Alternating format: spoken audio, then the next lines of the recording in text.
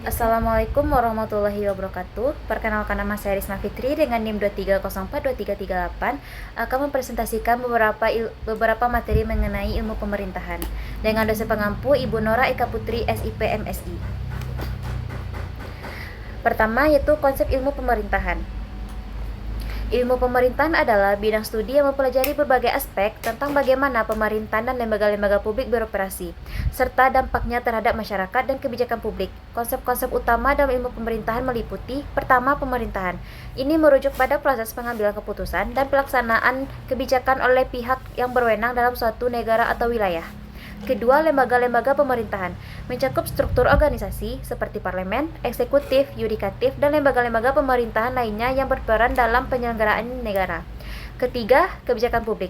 Ilmu pemerintahan yang mempelajari cara penyusunan, implementasi, dan evaluasi kebijakan publik, termasuk bagaimana kebijakan tersebut mempengaruhi masyarakat.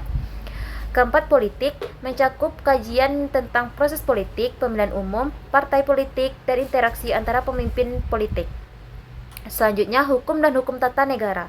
Ilmu pemerintahan juga mencakup studi tentang hukum dan konstitusi yang mengatur tata kelola negara. Selanjutnya, administrasi publik. Ini adalah studi tentang bagaimana lembaga mengelola pemerintahan, sumber daya, dan menyediakan layanan publik. Selanjutnya, partisipasi masyarakat. Konsep ini mencakup bagaimana masyarakat berpartisipasi dalam proses politik dan pemerintahan, termasuk melalui pemilihan umum, emisi, dan mekanisme partisipasi lainnya. Terakhir, teori pemerintahan mencakup berbagai teori dan pemikiran tentang pemerintahan seperti teori demokrasi, teori birokrasi, dan teori tentang bentuk-bentuk pemerintahan lainnya. Selanjutnya, konsep pemerintahan. Pertama yaitu demokrasi. Konsep ini menekankan partisipasi rakyat dalam pengambilan keputusan pemerintahan melalui pemilihan umum dan hak asasi manusia. Selanjutnya, republik. Pemerintahan republik adalah bentuk di mana kepala negara dipilih oleh rakyat atau badan perwakilan, bukan merupakan monarki. Ketiga, monarki. Konsep ini melibatkan kepala negara yang diwarisi melalui keturunan seperti raja atau ratu.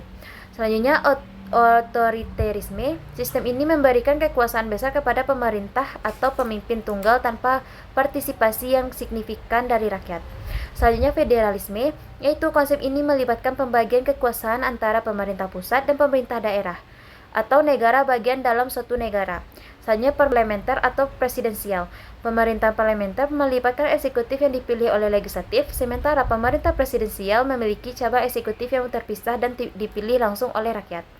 Selanjutnya, rule of law. Prinsip ini menekankan bahwa hukum harus di atas semua, bahkan pemerintah dan semua warga negara harus tunduk pada hukum yang sama. Terakhir, good governance meliputi transparansi, akuntabilitas, keadilan, efisiensi dalam pemerintahan untuk memastikan pengambilan keputusan yang baik dan pelayanan publik yang berkualitas. Selanjutnya yaitu mengenai pendekatan ilmu pemerintahan. Pendekatan institusional fokus pada struktur dan lembaga-lembaga pemerintahan serta peran mereka dalam pengambilan keputusan politik. Pendekatan perilaku yaitu mengukur tindakan, preferensi, dan interaksi individu dalam konteks politik. Ini mencakup analisis pemilih, partisipasi politik, dan kelompok kepentingan. Selanjutnya, pendekatan sistem mengkaji politik sebagai sistem yang kompleks dengan berbagai elemen yang saling terkait seperti budaya politik, ekonomi, dan masyarakat. Pendekatan sejarah mempelajari perkembangan politik suatu negara sepanjang waktu untuk memahami perubahan dan evolusi dalam sistem pemerintahan. Pendekatan komparatif membandingkan sistem politik dari berbagai negara untuk mengidentifikasi pola, perbedaan, dan kesamaan dalam cara mereka beroperasi. Pendekatan normatif mempertimbangkan pernyataan moral dan etika dalam konteks politik, seperti pertimbangan tentang keadilan, hak asasi manusia, dan moralitas dalam pengambilan keputusan politik. Terakhir, pendekatan kualitatif dan kuantitatif.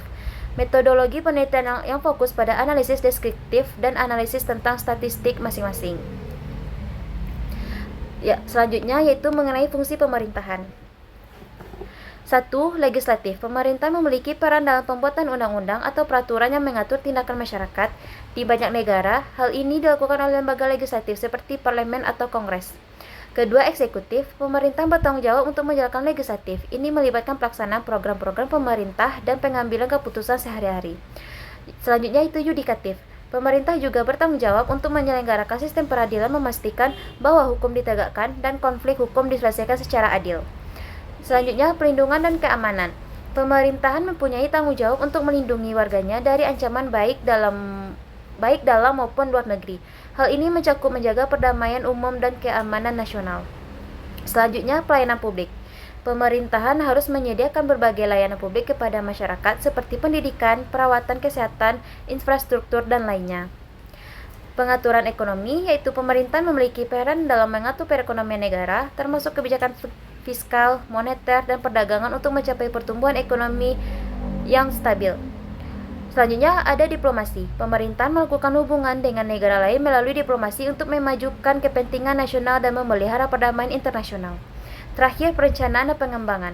Pemerintah juga terlibat dalam perencanaan jangka panjang dan pengembangan negara, termasuk infrastruktur, pembangunan ekonomi, dan lingkungan.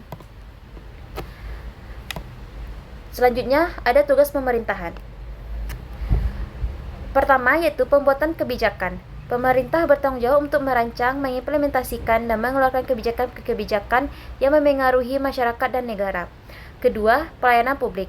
Pemerintah menyediakan berbagai layanan publik seperti pendidikan, perawatan kesehatan, infrastruktur, dan keamanan kepada warga negara. Ketiga, pengaturan penegakan hukum.